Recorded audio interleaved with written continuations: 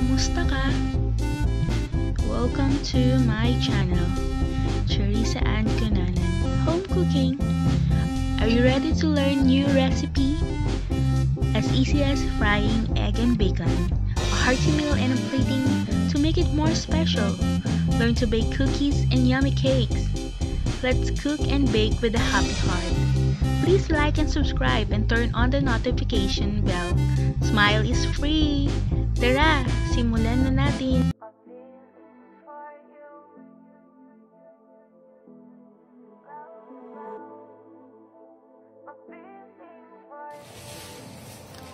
So here's our ingredients in making a longanisa pasta. So what we need is 1 cup of spaghetti noodles,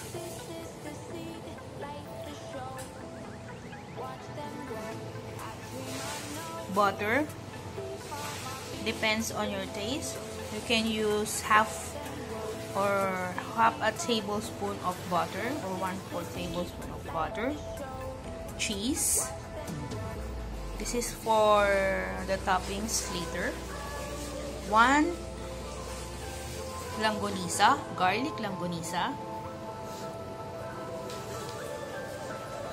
basil, maybe a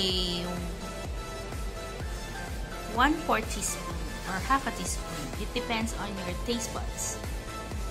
Okay, 6 pieces of olives and 1 tablespoon of sesame oil. Let's begin. In our pan, let's put the butter.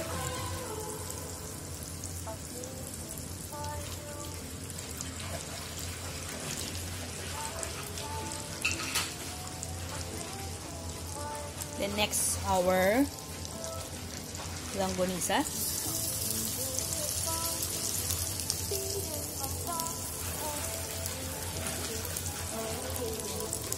Next, our olives.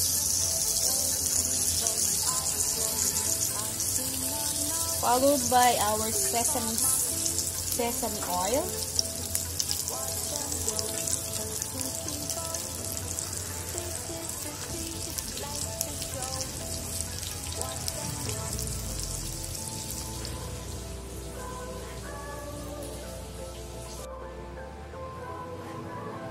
So I have a camera error, that's why I didn't finish the vlogging of our pasta.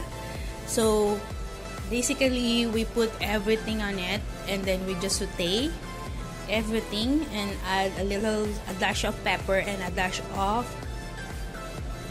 salt. So here's our finished product, longanisa pasta. Alaan. So hope you like my cooking. Don't forget to like and subscribe on my channel, and I'll see you on my next vlogging. Goodbye. Thank you.